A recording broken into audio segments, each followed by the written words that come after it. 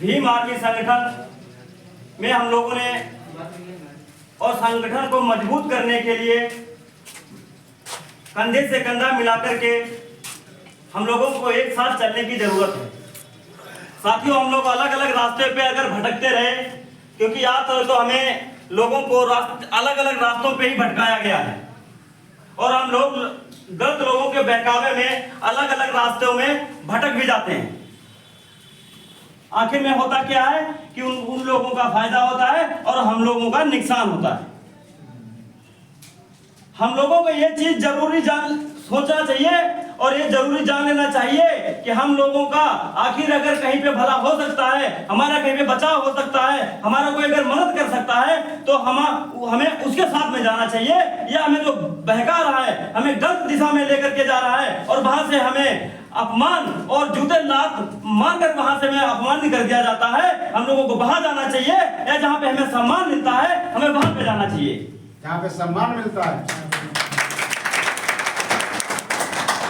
हमारे बीच में हमारे राष्ट्रीय अध्यक्ष माननीय विनय रतन सिंह जी आज दिन रात मेहनत कर रहे हैं।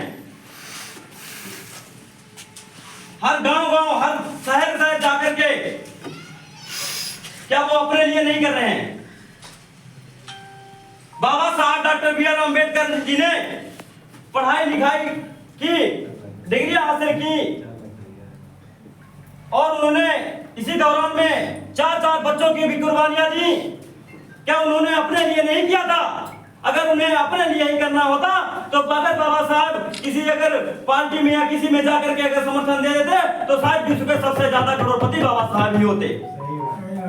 लेकिन बाबा साहब को पैसा नहीं चाहिए था, ये समाज चाहिए था, ये देश की आजादी की चाहिए थी। आप लोगों की गुलामी जो थी उन्हें गुलामी से आजाद कराने के लिए उन्होंने संघर्ष किया और आप लोगों को आजादी दिलाई। और आज हम लोग टाई बेल्ट चश्मा लगा करके रोड पे शांत होकर से चलते हैं, ये बाबा साहब की देन है।